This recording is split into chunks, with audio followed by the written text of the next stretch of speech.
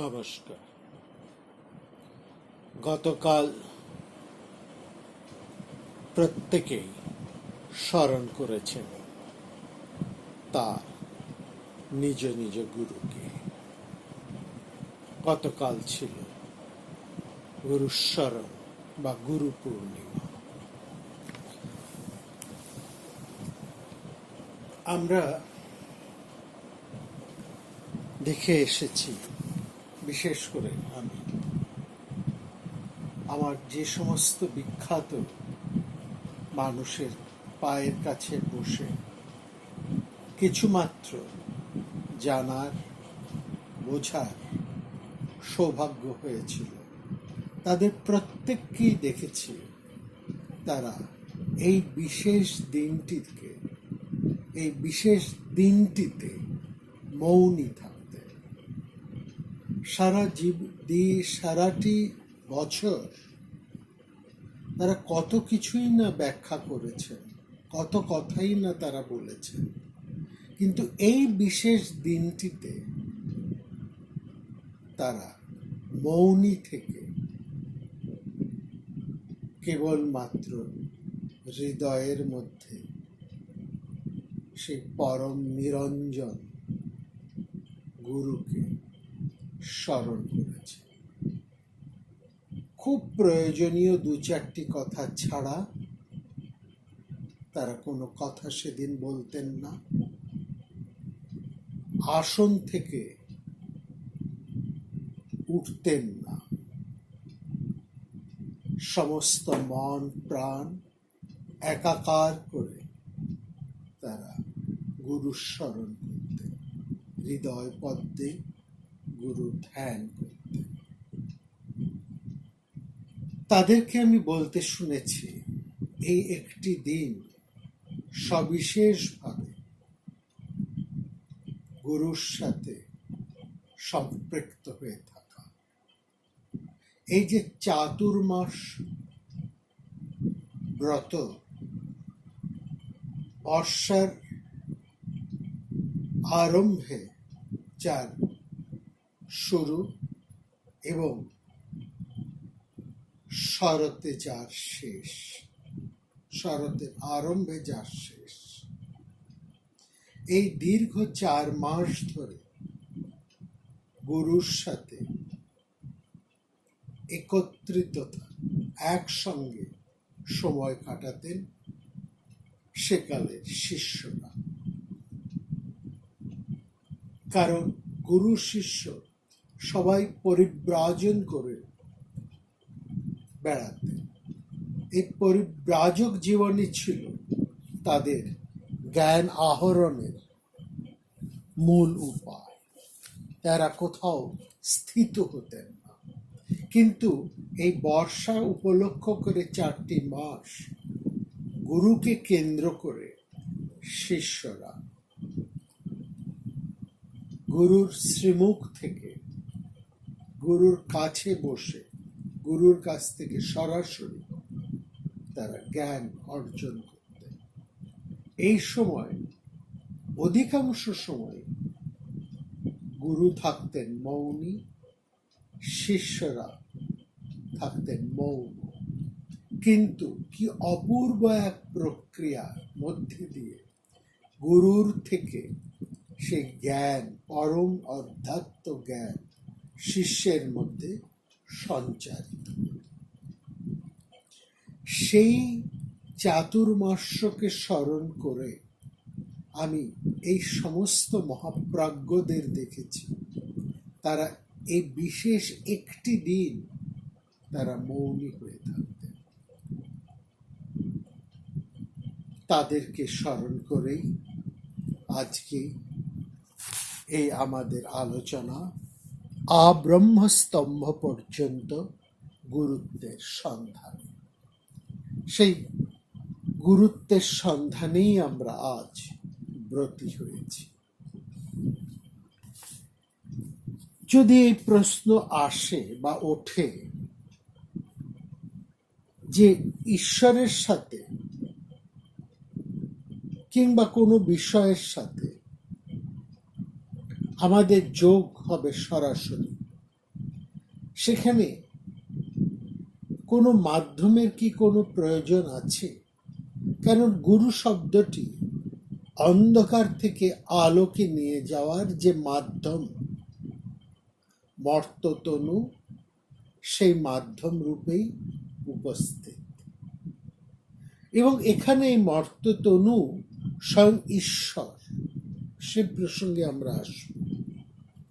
কিন্তু প্রশ্ন হচ্ছে এখানে ওঠে, অনেকেই হয়তো করেন, যে কোনো কিছুর সাথে সরাসরি যোগাযোগ করতে হলে মাঝখানে মাধ্যমের কি প্রয়োজন, অর্থাৎ উপদেষ্টার কি প্রয়োজন? কিন্তু যে কোনো কারণেই হোক, যে কোনো শক্তিতেই হোক, কারো মধ্যে সেই পরম ভক্তির বিকাশ সম্ভব হতে পারে, কিন্তু সেটা যদি ব্যতিক্রম হয়, সাধারণ ক্ষেত্রে সবারই প্রয়োজন হয় এক গুরুর, প্রয়োজন গুরুর দীক্ষা, শিক্ষা, সাহচর্য এবং অনুগ্রহের। একজন কেন, একাধিক গুরুর কাছ থেকে বিদ্যা আহরণ করতে হয়। সে জীবনের সাধারণ বিদ্যাই হোক কিংবা অধ্যাত্ম বিদ্যা। লোকশিক্ষার জন্য তো আমরা মহাপুরুষদেরকেও গুরু বরণ করতে দেখেছি। স্বয়ং শ্রী রামকৃষ্ণ দেব, তিনি তোতাপুরীকে বরণ করেছেন গুরু হিসেবে। ভৈরবীর কাছ থেকেও তিনি জ্ঞান, যোগ, তন্ত্র ইত্যাদি নানান সাধন গ্রহণ করেছেন। কিংবা যদি আমরা সেই নিমাইকে দেখি, তিনিও তো গুরু করেছেন ঈশ্বরপুরীকে, তারপর কেশব ভারতীকে। সুতরাং জীবনের মধু আহরণের জন্য ভ্রমণকে যেমন এক ফুল থেকে অন্য ফুলে ঘুরে বেড়াতে হয়, পরিভ্রমণ করতে হয়, সেই রকম যে কোনো বিষয়ের জ্ঞানলিপ্সু শিষ্যকে এক গুরু থেকে অন্য গুরুর কাছে গিয়ে নিজের শিক্ষার ভাণ্ডারকে সমৃদ্ধ করতে হয়। এবং সেখানে যার কাছ থেকে যতটুকু কৃপা, যতটুকু সাধন কৌশল, যতটুকু ঐশ্বর্য পাওয়া যায়, ততটুকুই সাগ্রহে বিনীতভাবে তা সঞ্চয় করতে হয়। আমি কতগুলো গুরুকে স্বীকার করব, কতজনকে মানব, সেক্ষেত্রে কিন্তু এই প্রশ্ন ওঠে না। কারণ প্রত্যেক শিক্ষক, প্রত্যেক গুরুই এক অভেদ ভাবনার মধ্যে দিয়ে সেই পরমের দুয়ারেই আমাদেরকে পৌঁছে দেয়। সেটি যেমন সাধারণ জীবনের শিক্ষার ক্ষেত্রে সত্য, সেই একই রকম ভাবে আমাদের আধ্যাত্ম শিক্ষার জন্য তা পরম সত্য। একজন গুরুর প্রতি প্রণাম, সেই প্রণাম প্রতি জীবের মধ্যে যে গুরুরূপে দর্শন করা, প্রত্যেক গুরু জীবকে সেই প্রণামে পরিণত হয়। অর্থাৎ গুরু প্রণাম, এক গুরু প্রণাম পরিণত হয় বিশ্ব প্রণামে। এবং সেই প্রণামের মধ্যে দিয়ে জড়, চেতন, অচেতন কোনো পার্থক্য থাকে না। ব্রহ্মস্তম্ভ পর্যন্তম यस्य मे गुरु संतति तस्य मे सर्व शिष्याश्च कोन पूज्य महीतले। কুলার্ণবতন্ত্রের মধ্যে এই অপূর্ব শ্লোকটিকে আমরা পাই, যেখানে বলা হচ্ছে সেই ব্রহ্মা থেকে আরম্ভ করে তৃণ পর্যন্ত আব্রহ্ম পর্যন্ত সর্বত্র গুরু বিরাজ করছে। অর্থাৎ দেখতে জানা, শিখতে জানা, দেখার ইচ্ছে, শেখার ইচ্ছে, যার মধ্যে যতটা উদগ্র, সেই সমস্ত কিছুর মধ্য থেকেই জ্ঞান আহরণ করতে পারে। তখন এই সমস্ত কিছু আব্রহ্ম পর্যন্ত সবই তার গুরু হয়ে দেখা দেয়। অর্থাৎ আব্রহ্ম স্তম্ভ পর্যন্ত একজন আগ্রহী শিষ্যই, একজন জিজ্ঞাসু শিষ্য গুরুত্বের সন্ধান করে। অর্থাৎ এই সন্ধানের মধ্যে মহত্ব, শ্রেষ্ঠত্ব, বিশালত্ব এবং গুরুত্ব সবই নিহিত। এই গুরুর কি কেবল মানুষের মধ্যে আছে তা তো নয়, গুরু আছে সমস্ত কিছুর মধ্যে, চেতন অচেতন সব কিছুর মধ্যে। এখানে গুরুর কাজ কি? এই গুরুত্বের সন্ধানের মধ্যে, এই গুরুত্ব যা মধ্যে রয়েছে, যেখানে যেখানে আমরা গুরুত্বকে অবলোকন করি, এই গুরুত্ব কি করে, আমাদের কি দেয় না? গুরুত্ব প্রথমেই আমাদের মধ্যে যে অহমিকা আছে, যে দর্প আছে, যে আত্মম্ভরিতা আছে, সেইটিকে নষ্ট করে। সেজন্যই যেখানে যেখানে আমরা গুরুত্বের সন্ধান পাই, সেখানেই আমাদের দর্প চূর্ণ হয়।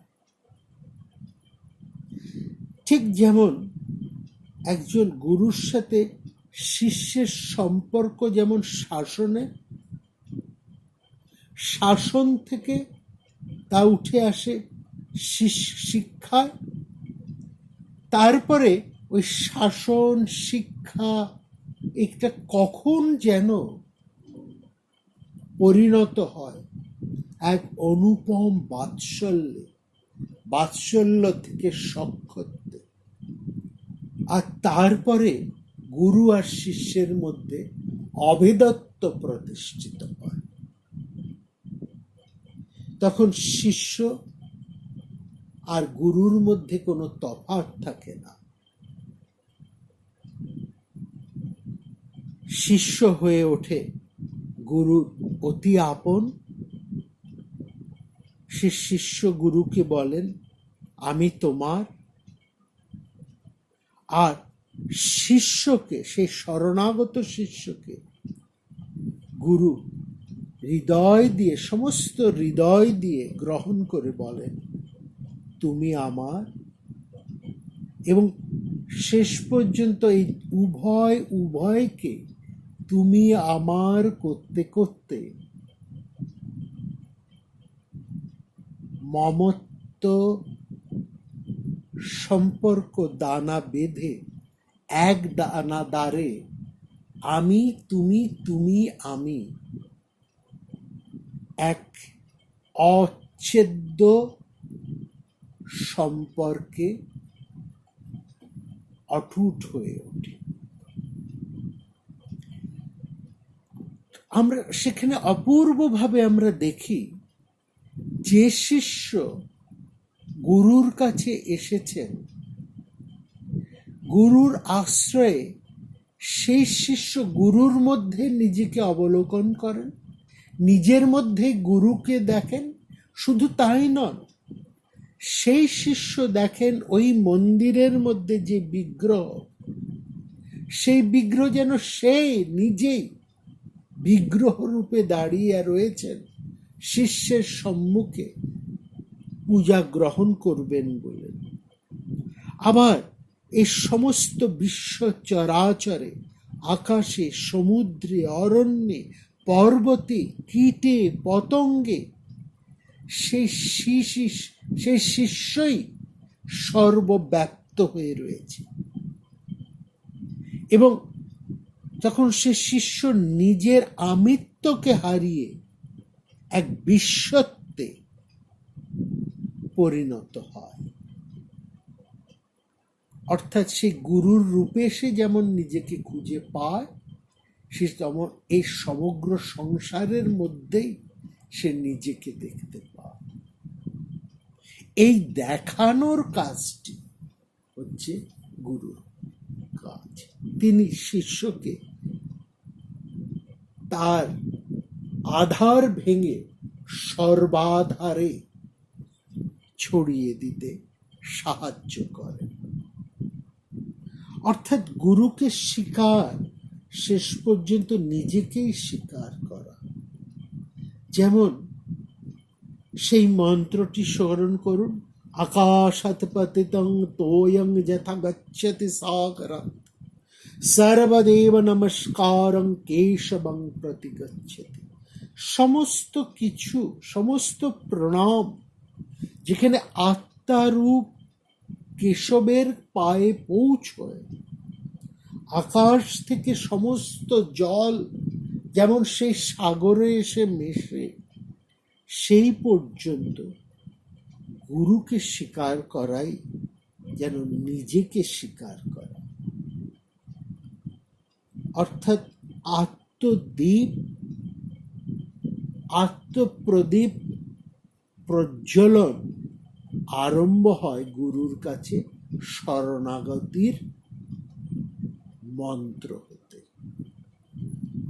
এবং তখনই বোঝা যায় মদ্গুরু সর্বভূতাত্মা। এই যে যতদিন বাঁচা এবং ততদিন শেখা, এই বাঁচা এবং শেখা, এই সব কিছু মধ্যে দিয়ে আমরা কৈশোর যৌবন পার করে যে চলি, যত রকমের বিদ্যা, যত রকমের যশস্কর কৌশল, সব কিছুই তো কারো সাহায্য নিয়েই আমরা শিখতে পারি। আর যার কাছ থেকে আমরা কিছু পাই, অর্থাৎ যে আমার থেকে একটু বেশি জানে, সেই বেশি জানা মানুষটির কাছে আমি যখন অবনত হই, তখন তার জানাটি, তার জ্ঞানটি যেন ঢাল বেয়ে বিদ্যা জল রূপে গড়িয়ে আসে আমার কাছে। এবং যা আমরা শিখলাম, যা পেলাম, যা লাভ করলাম, তা আমাদের কাছে যত স্থায়ী হয়, যত গভীর হয়, যত দৃঢ় হয়, ততই যার কাছ থেকে আমরা সেটি লাভ করেছি, সেই গুরু, সেই শিক্ষক, তার প্রতি আমাদের শ্রদ্ধা, ভালোবাসা, কৃতজ্ঞতা তত গভীর হয়। আমরা ফলবান বৃক্ষের মতো যত নত হই, জলধার মেঘ সমৃদ্ধ শ্রাবণ মেঘের মতো যত নিচে নেমে আসি, ততই আমরা লাভ করি। শুধু লাভ করি না, আমরা আমাদের অধীত বিদ্যা দিয়ে সর্বত্রকে স্নিগ্ধ করে তুলে ধরতে পারি। মনে রাখবেন, যে অকৃতজ্ঞ, অর্থাৎ যে কৃতজ্ঞ, যে মূর্খ, যে দুর্বিনীত, দাম্ভিক, সেই কেবলমাত্র শুষ্ক অফল বৃক্ষের মতন মাথা উঁচু করে দাঁড়িয়ে থাকে। তার যার মধ্যে নম্রতার অভাব, তার মধ্যে ফলেরও অভাব। এই ক্ষেত্রে আমরা যেখান থেকে যা পাই, যার কাছ থেকে পাই, যেভাবেই পাই, প্রত্যেকেই আমাদের গুরু। আর এই তাৎপর্যকে কি অনুপম ভাবেই না ভাগবত, বিশেষ করে উদ্ধব গীতা, শ্রীকৃষ্ণ উদ্ধব সংবাদের মধ্যে, ভাগবত মহাপুরাণের 11 স্কন্ধের মধ্যে তার বিশদ বর্ণনা রয়েছে। সেখানে দত্তাত্রেয় অবধূত রাজর্ষি যদুকে বলছেন তার 24 জন গুরুর কথা। এই 24 জন গুরুর কথা যে দত্তাত্রেয় বলছেন, এখানে সংখ্যা মাত্র 24, কিন্তু ভালো করে যদি আমরা আমাদের জীবন দিয়ে দেখি, প্রতিদিন প্রতি মুহূর্ত যদি আমাদের জানার, শেখার দরজা জানালা এবং মন, দরজা জানালা স্বরূপ এই মনকে যদি উন্মুক্ত করে রাখি, গ্রহণ করার ইচ্ছে যদি আমাদের থাকে, সেই নেবার সামর্থ্য যদি আমাদের থাকে, তাহলে দেখব প্রতিদিন প্রতি মুহূর্তেই আমরা একজন করে গুরু লাভ করছি। চলে আসি সেই দত্তাত্রেয় অবধূতের কথা। তিনি পৃথিবীর কাছ থেকে, সর্বংসহ পৃথিবীর কাছ থেকে তিনি লাভ করছেন ক্ষমাগুণ। বাতাসের কাছ থেকে তিনি শিখছেন কোথাও আবদ্ধ না হয়ে কিভাবে নিরাসক্ত হয়ে এই সংসারে বাস করা যায়, তার কৌশল। পৃথিবীর কাছ থেকে লাভ করছেন ক্ষমাগুণ। এই ক্ষমাগুণ যার আছে, যার যত বেশি, সে তত বড় শক্তিমান। আর এই সংসারের মধ্যে কিভাবে সর্বব্যাপ্ত হয়ে নির্লিপ্ত থাকতে পারা যায়, সেই কৌশলটি তিনি শিখছেন বাতাসের কাছ থেকে, বায়ুর কাছ থেকে, আকাশের কাছ থেকে। দত্তাত্রেয় শিখছেন সমস্ত দেহের যে ইন্দ্রিয়গুলো আছে, সেগুলো আসক্তিতে মেঘাচ্ছন্ন হয়ে থাকে, কিভাবে নির্লিপ্ত থাকা যায়। অর্থাৎ আকাশের মধ্যে মেঘ ভেসে বেড়াচ্ছে, কিন্তু আকাশ নির্লিপ্ত। মেঘ আকাশের মধ্যে ঘুরে বেড়ায়, কিন্তু আকাশ মেঘের সাথে মাখামাখি হয়ে যায় না, আকাশ নির্লিপ্ত। সেই রকম আমাদের 11 ইন্দ্রিয় থাকলেও আমাদের মন এই সমস্ত ইন্দ্রিয়ের থেকে নির্লিপ্ত কিভাবে থাকতে পারে, তার কৌশল শিখছেন আকাশের কাছ থেকে। তাহলে পৃথিবী তার গুরু, বায়ু তার গুরু, আকাশ তার গুরু, জল, তারপরে আসছে জল। দেখুন, এই কোনোটাই মানুষ নয়, প্রাণী নয়, এই প্রকৃতি হচ্ছে প্রথমেই তার গুরু। তারপর আস্তে আস্তে আসছে, প্রথমে সে শিখছে প্রকৃতির কাছ থেকে, প্রকৃতি পাঠ, অর্থাৎ তার চোখ কেমন খুলে যাচ্ছে। এখানে বড় কথা, দত্তাত্রেয়ের শেখার ইচ্ছেটি, গ্রহণ করার মানসিকতাটি, সেটা সবচাইতে বড়। জল তাকে কি শেখাচ্ছে? কিভাবে একজন স্নিগ্ধ থাকতে পারে, অর্থাৎ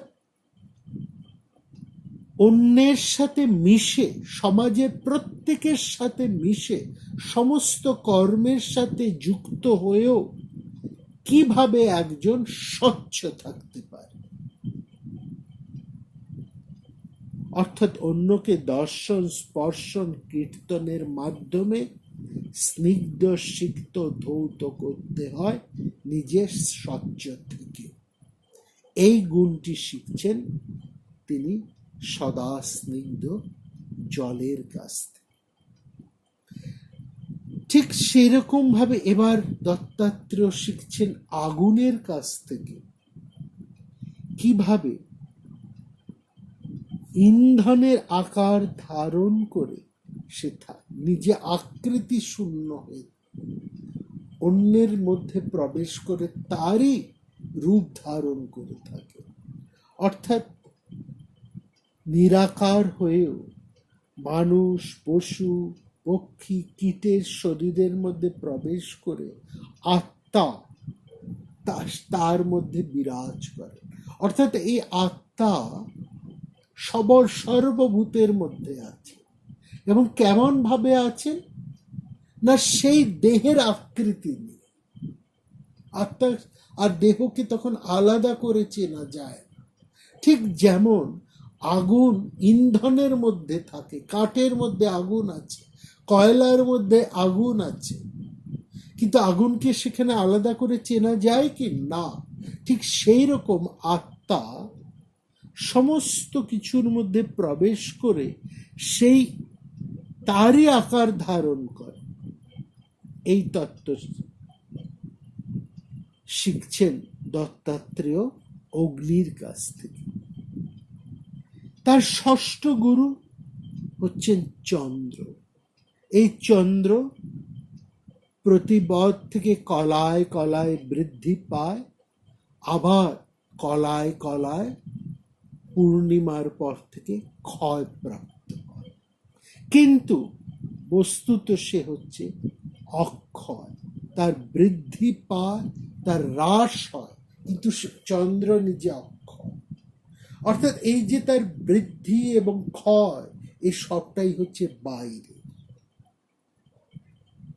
সেরকম এই আত্মা হচ্ছেন অক্ষয়, জন্মের মধ্যে দিয়ে তার বৃদ্ধি, মৃত্যুর মধ্যে দিয়ে তার ক্ষয়। বাস্তবিক কিন্তু আত্মা অক্ষয়। এই জ্ঞানটি দান করছেন চন্দ্র দত্তাত্রেয়কে। ঠিক একই রকম ভাবে দত্তাত্রেয়ের অপর গুরু হচ্ছেন সূর্য। এই সূর্য কেমন নিস্পৃহ ভাবে দেশ শূন্য হয়ে এই পৃথিবীর জল শোষণ করে, আবার শোষণ করে যেমন সর্বস্থান থেকে, তেমনি পক্ষপাতহীন ভাবে সেই জল বৃষ্টি ধারার মধ্যে দিয়ে বর্ষায় এই জল সর্বত্র বর্ষণ করে। ঠিক একজন যোগীও বিষয়ের গ্রহণ এবং বর্জন দুই হবে তার নিস্পৃহ। সূর্যের কাছ থেকে এই শিক্ষাই লাভ করলেন দত্তাত্রেয়। এই দিক থেকে চন্দ্র এবং সূর্য উভয়ই দত্তাত্রেয়ের গুরু। অষ্টম গুরু হচ্ছেন এক কবুতর দম্পতি, পায়রা।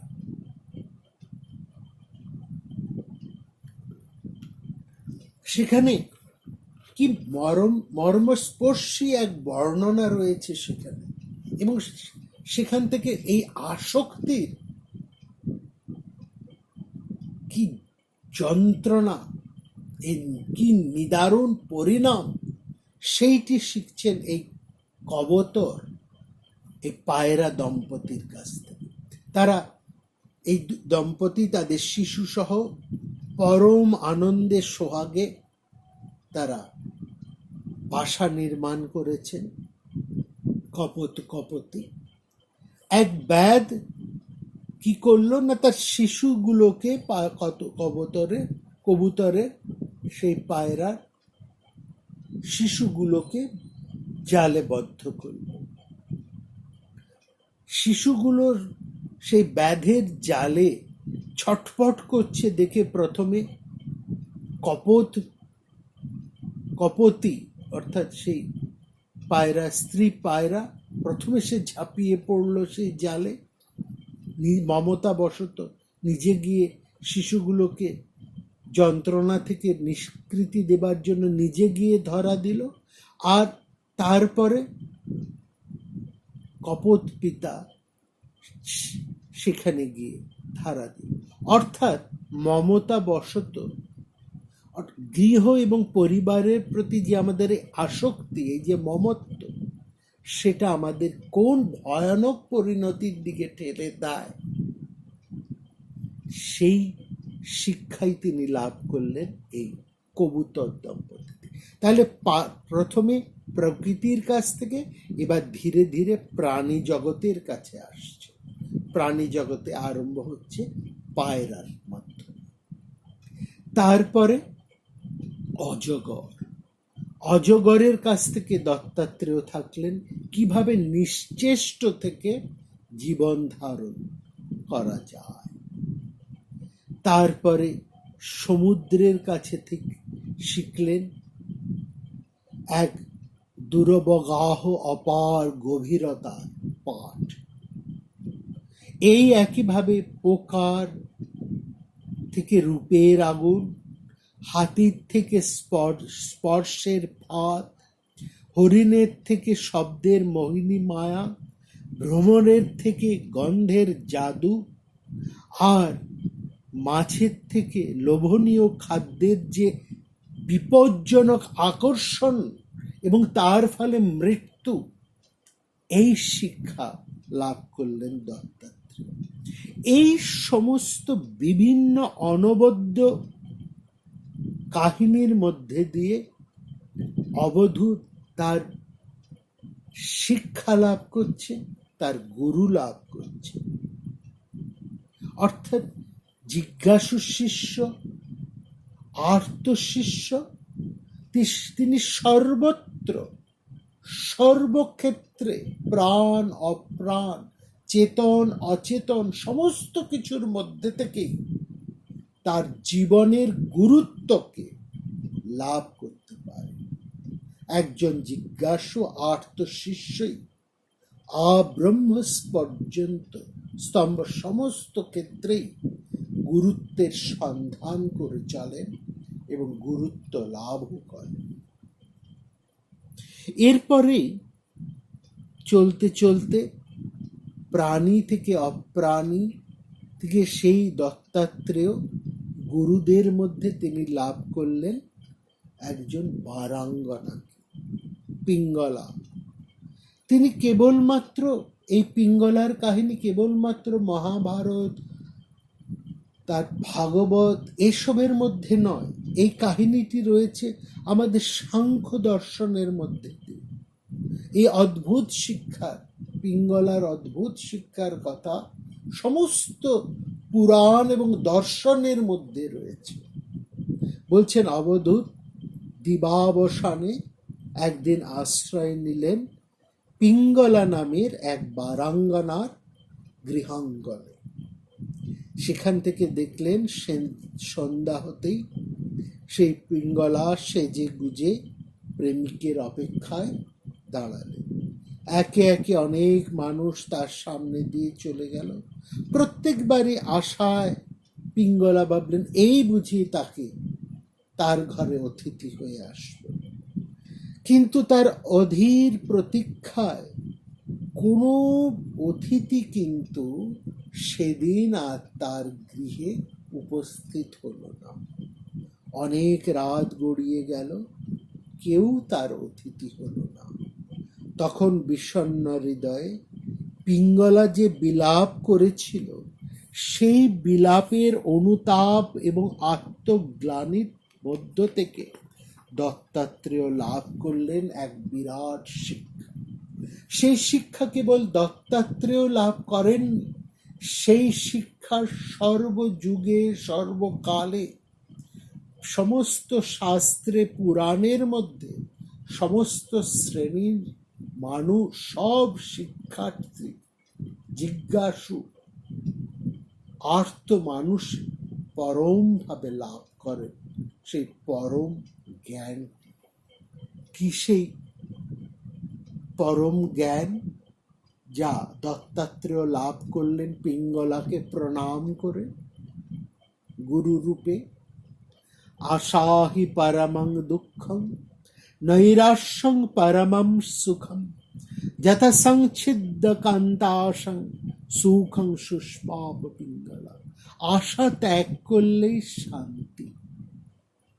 এই বিদ্যা লাভ করলেন দত্তাত্রেয় পিঙ্গলা নামক বারাঙ্গনার কাছ থেকে।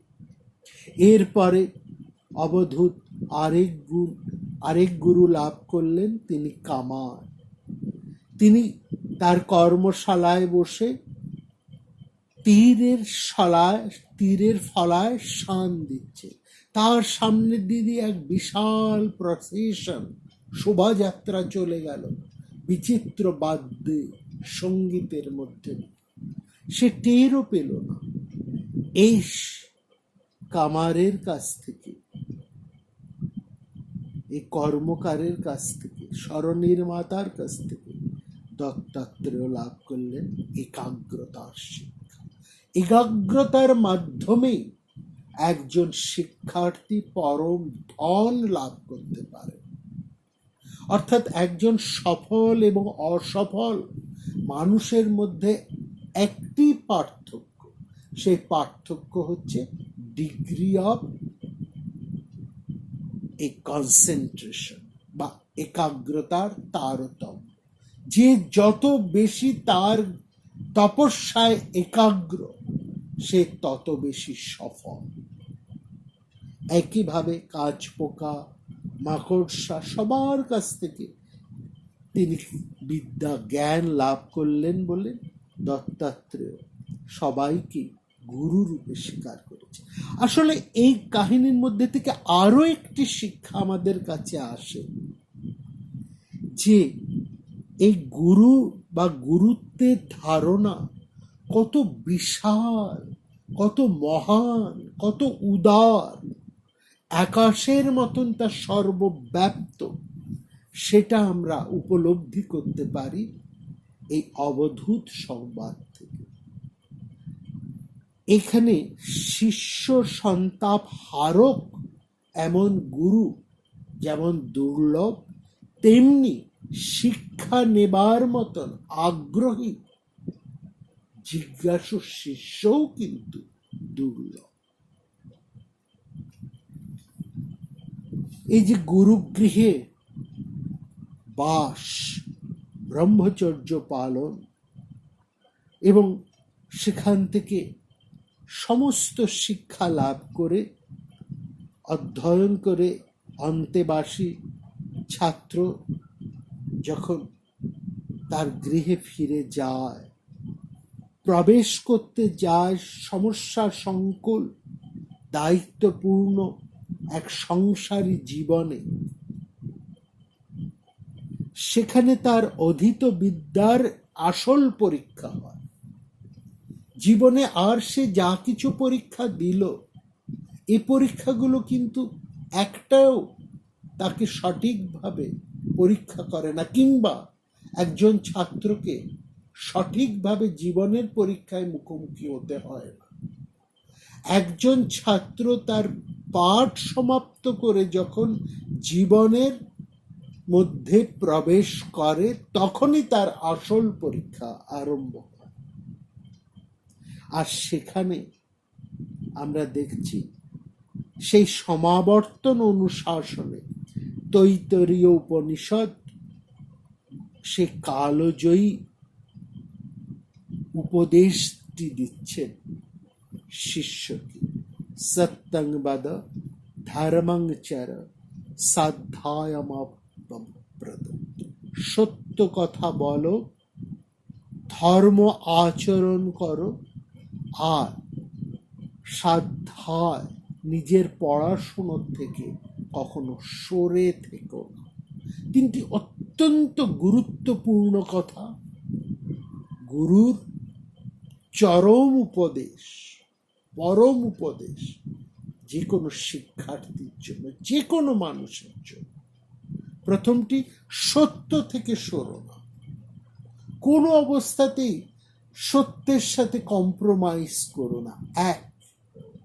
দ্বিতীয়টি হচ্ছে ধর্ম মেনে চল। ধর্ম মানে নীতি, অনুশাসন। অনুশাসন ভ্রষ্ট হয়েও না, নীতিভ্রষ্ট হয়েও না। আর পড়াশুনোটি বাপু ছেড়ো না। জ্ঞানার্জন ওই কতদিনের শিক্ষা মাত্র নয়, নিজের মনের দরজা জানালা আজীবন উন্মুক্ত রাখো। প্রতিদিন গ্রহিষ্ণু হও, প্রতিদিনের শিক্ষার্থী হও, প্রতি ক্ষেত্র থেকে শিক্ষা নেবার মনটিকে তৈরি করে রাখো। সমস্ত কিছুর মধ্যে থেকে, আনন্দের মধ্যে থেকে, দুঃখের মধ্যে থেকে, কান্নার মধ্যে থেকে, বিপদের মধ্যে থেকে, ভয়ের মধ্যে থেকে, জয়ের মধ্যে থেকে, পরাজয়ের মধ্যে থেকে, সমস্ত কিছুর মধ্যে থেকে, সর্বপ্রকার অবস্থার মধ্যে থেকেই শিক্ষা গ্রহণ করো। এটাই বলছে পড়াশুনো থেকে সরে। পড়া এবং শোনা সমস্ত জীবন ধরে চলতে থাকুন। ভারতীয় জীবনচর্যায় এইটি হচ্ছে প্রত্যেক মানুষের মেরুদণ্ড স্বরূপ, এবং সেইখানে গুরুকে আমরা স্থাপন করছি একেবারে সরাসরি ঈশ্বরের মধ্যে। গুরু আর ঈশ্বরের যে এক আশ্চর্য আবহমান সমীকরণ, এইখানেই আমরা অবলোকন করি। আচার্য দেব ভব, ঈশ্বর এবং দেবতার মতন এই আচার্য বা গুরুকেও উপাসনা করে যেতে হবে, যিনি আমাদেরকে এই চক্ষুর আবরণ উন্মুক্ত করে দিয়েছেন জ্ঞানাঞ্জন শলাকার মাধ্যমে দিয়ে। তার কাছে আমাদের ঋণ কোনোদিনই শোধ হবার নয়। তিনি আমাদের চোখটিকে খুলে দিয়েছেন, বদ্ধ নেত্রকে উন্মীলন করে দিয়েছেন, আমরা দেখতে শুনেছি। আমাদের বদ্ধ কানকে তিনি খুলে দিয়েছেন, আমরা শুনতে শিখেছি। এই দেখা এবং শোনা, পড়া এবং শোনা, এই দুটির পথই যিনি খুলে দেন, যিনি আমাদেরকে সর্বার্থে চক্ষুষ্মান করে তোলেন, যিনি আমাদের মনটিকে উন্মুখ করে দেন, বিকশিত করে দেন, গ্রহিষ্ণু করে তোলেন, তার কাছে আমাদের ঋণ কি কখনো শোধ হবার? তাকে কি কখনোই জীবনের কোনো ক্ষেত্রে অস্বীকার করতে পারি? তাকে কি কখনো পূজা না করে থাকতে পারি? এবং তিনি কেবলমাত্র মন্ত্রদাতা, দীক্ষাদাতা নন, তিনি আমাদেরকে সেই পরমের সাথে যুক্ত করে দিচ্ছেন। এই দৃষ্টান্ত তো আমরা উপনিষদের মধ্যে পাচ্ছি। সেখানেই পাচ্ছি আমরা সেই দুই প্রবল শিষ্যকে, আরুণীকে, উদ্দালককে, যারা প্রাণ দিয়ে গুরুবাক্য পালন করছেন। এই দৃষ্টান্ত তো আমাদেরকে সেই শিক্ষা দেয় আমরা কেমন শিষ্য হব। এবং সেখানে দেখছি যে একজন ছাত্রের পিতা কিংবা রাজা সেই গুরুর সন্ধানে যাচ্ছেন, এবং রাজস্বীরা পাদ্য অর্ঘ্য দিয়ে আহ্বান করছেন ব্রাহ্মণকে, কিন্তু ব্রাহ্মণ আবার সেই রাজার কাছেই আসন পেতে বসে গেছে জ্ঞান অর্জনের জন্য। এবং এখানে গুরু কে হবেন তার কোনো বাধা ধরার নিয়ম নেই। যিনি, যার কাছে আমি পাবো, তিনি কি সেটা বড় কথা নয়, কার কাছ থেকে পাচ্ছি তিনি আমার গুরু, তিনি পূজনীয়। তিনি রাজা হতে পারেন, ব্রাহ্মণ হতে পারেন, স্ত্রী হতে পারেন, শূদ্র হতে পারেন, বালক হতে পারেন, বৃদ্ধ হতে পারেন। দক্ষিণামূর্তি স্তোত্র দেখুন, সেখানে গুরু বসে আছেন, গুরু হচ্ছেন অল্প বয়সী, আর তাকে ঘিরে বসে রয়েছেন সব বৃদ্ধ শিষ্যরা। যেমন আমরা মহাভারতে দেখেছি ধর্মব্যাদ, যে মাংস বিক্রেতা, তিনি উপদেশ দিচ্ছেন ব্রাহ্মণ ঋষিকে। কাকভূষণের কাছে উপদেশ নিতে হচ্ছে মহাজ্ঞানীদেরকে। কত বৃক্ষতলবাসী ভিক্ষুর কাছে মস্তক, মাথার মুকুট নামিয়ে রাখছেন জ্ঞানার্জনের জন্য রাজর্ষিরা। আবার সেই উপনিষদে যদি আসুন, আমরা ফিরে আসি সেই মুন্ডক উপনিষদে, তা সেখানে বলা হচ্ছে গুরুর কাছে আমরা কিভাবে যাব, একজন শিষ্য গুরুর কাছে কিভাবে আসবে, গুরুকে আমরা কি দেব। গুরুকে কি টাকা পয়সা দিয়ে কেনা যায়, অর্থ দিয়ে কেনা যায়, ধন দৌলত দিয়ে কেনা যায়, না কেনা উচিত?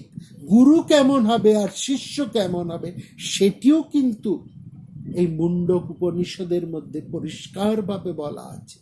তদ বিজ্ঞানার্থং স গুরুমেবাভিগচ্ছেৎ সমিত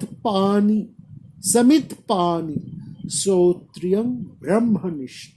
সেই ব্রহ্মকে জানতে হলে যেতে হবে গুরুর কাছে। আর কিভাবে যেতে হবে? যেতে হবে সমিত পানি, অর্থাৎ গুরু হবেন বেদ পারঙ্গম এবং ব্রহ্মনিষ্ঠ, এবং গুরু হবেন ব্রহ্মনিষ্ঠ। তার এত ত্যাগ হবে, তার ত্যাগ বৈরাগ্য এতটা যে তার প্রীতির জন্য অন্য কিছু নিয়ে যাওয়া যাবে না। কেবল তিনি নিত্য হোম করেন, সেই জন্য তার সমিদ কাঠ অর্থাৎ কিছু শুকনো ডালপালা নিয়ে যেতে হবে তার কাছে। রিক্ত হাতে গুরু বা দেবতা দর্শনে যাওয়া চলে না, সেই হেতু গুরুর কাছে যেতে হবে। অর্থাৎ গুরু কতটা নির্লোভ, এই নির্লোভ গুরুকে কোনো অর্থে, কোনো সম্পদে ক্রয় করা যায় না। এবং গুরু যেমন নির্লোভ হবেন, শিষ্যও হবেন সেরকম নির্লোভ। শিষ্য তার সমস্ত হৃদয় গুরুকে অর্পণ করবে, তার সমস্তটাই গুরুকে অর্পণ করে দেবে, কিছুমাত্র অবশেষ রাখবেন, তবেই শিষ্য সেই পরমকে লাভ করবে। অর্থাৎ গুরু শিষ্যের সমগ্রতা গ্রহণ করে নিজের হৃদয়ের সঙ্গে মিশিয়ে আবার পুরোটাই শিষ্যকে ফেরত দেবেন, এবং নিজে থাকবেন ত্যাগব্রতে অবিচল। অর্থাৎ গুরুর মধ্যে দিয়েই আমরা সেই চতুর্ভুজের ধারণা করি, দশভুজের ধারণা করি, কিংবা পঞ্চাননের ধারণা করতে পারি। কেমন করে সেই রূপকে আমরা অবলোকন করব, যেই রূপের মধ্যে দিয়ে সমস্ত ভুবন আলোয় আলোময় হয়ে ওঠে, সেটাই শেখান গুরু। কি কোন উপায়ে সেই ত্রিনয়নের রহস্য আমরা ভেদ করতে পারবো, কিংবা কোন ধ্যানের মাধ্যমে আমরা সেই পরম স্বরূপটুকে জানতে পারবো, এই সবটি দ্বিনেত্র দ্বিভুজ গুরুই আমাদেরকে জানিয়ে দেন, চিনিয়ে দেন, শিখিয়ে দেন। তিনি সেই মাধ্যম হয়ে শিষ্যকে পৌঁছে দেন সেই পরমের দুয়ারে। অর্থাৎ তার মধ্যে দিয়েই কিন্তু শিষ্য, সে গুরু রূপের মধ্যে দিয়েই কিন্তু একজন প্রকৃত শিষ্য সেই অরূপকে দর্শন করেন। সেই গুরুর কণ্ঠের মধ্যে দিয়েই একজন প্রকৃত শিষ্য সেই ঈশ্বরের আদেশকে শুনতে পান। অর্থাৎ প্রিয় গুরুকে যদি আমরা দেবতা না করে তুলতে পারি, তাহলে আমরা কিভাবে দেবতাকে প্রিয় করে তুলব? এটি সমস্ত ধর্মের সারা পৃথিবীর সর্বধর্মেরই কিন্তু মূল কথা। এবং সেখানে সমস্ত কিছুর মধ্যে দিয়েই এই গুরুকে সদ্গুরু বলে ডাকা হয়েছে।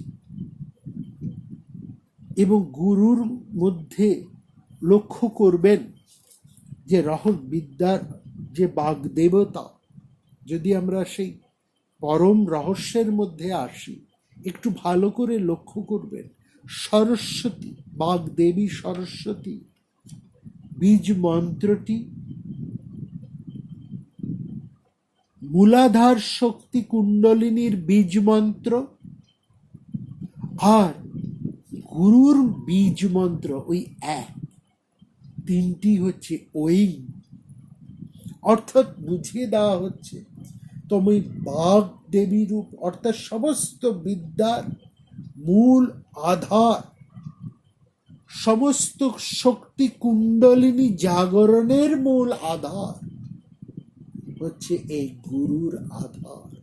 প্রত্যেকের তিনেরই বীজ, উৎপত্তি এক, উৎপত্তি স্থল এক। সুতরাং গুরুকে কেবলমাত্র মনুষ্য রূপে ভেবো না, দেখো না, গুরুই হচ্ছেন স্বয়ং ঈশ্বর। তাকে ঈশ্বর রূপে দেখা, জানা, বোঝা, চেনা, এইটি হচ্ছে মূল তাৎপর্য। সেখানে এই বীজ মন্ত্রের রহস্যটি লুকিয়ে রয়েছে। আর সেই জন্যই তো আমরা গুরুকে বলছি সদ্গুরু, গুরুকে বলছি পরম দয়াল। এবং গুরুর মধ্যে দিয়েই তো, সেই গুরুর কাছে নাড়া বেঁধেই তো শিষ্য সে স্বামীর পরম সত্যটিকে অবলোকন করতে পারে।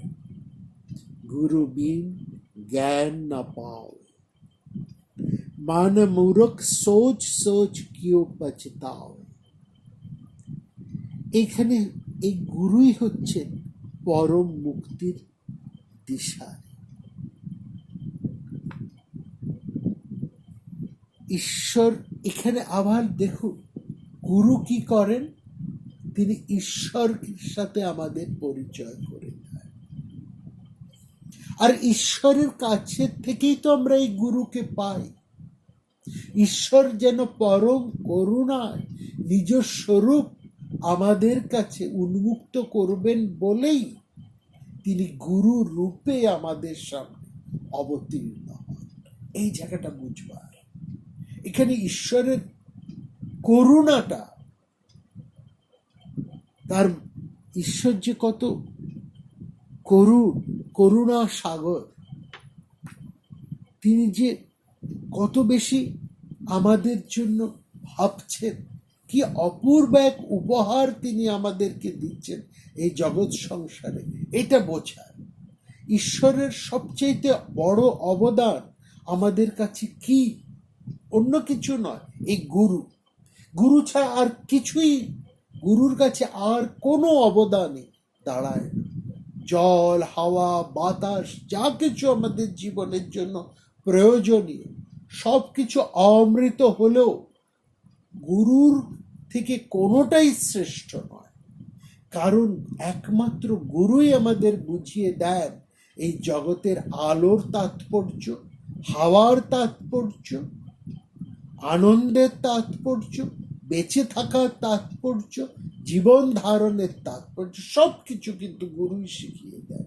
না হলে এসব পেয়ে আমরা সব কিছুকেই নষ্ট করে ফেলি। এই যে আমরা নষ্ট করে ফেলছি পৃথিবীকে, কারণ আমাদের যথার্থ জ্ঞানের অভাব। আমরা হয় মোহ উন্মুক্ত, না হলে আমরা স্বার্থপর, আর না হলে আমরা অন্ধ। এই স্বার্থ, মোহ, অন্ধত্ব সব কিছুর থেকে আমাদেরকে বাঁচাতে পারেন একজন, তিনি গুরু। সুতরাং এই যে বিশাল ধন যিনি দিচ্ছেন, তিনি ঈশ্বর।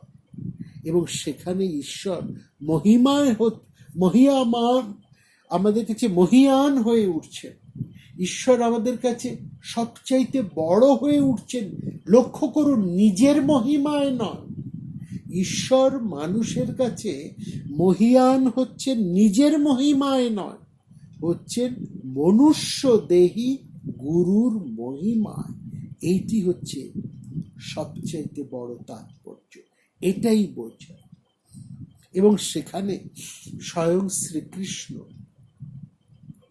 ভাগবতে এসে বলছেন কি, যেটি সবচাইতে দাবি কথা, শ্রীকৃষ্ণের যত উপদেশ আছে তার মধ্যে এটা হচ্ছে শ্রেষ্ঠতম উপদেশ।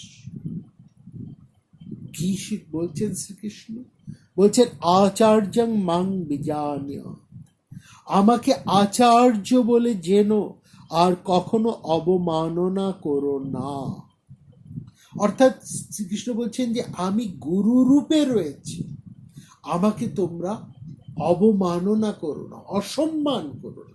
অর্থাৎ গুরুকে স্বীকার করো, প্রকৃত গুরুর সন্ধান করো, প্রকৃত গুরুর কাছে শিষ্যত্ব লাভ করো। আর কখনোই যার কাছ থেকে তুমি যা কিছু পাচ্ছ তার কাছে তুমি অকৃতজ্ঞ হইও না। এইটি হচ্ছে শ্রীকৃষ্ণের শ্রেষ্ঠতম উপদেশ।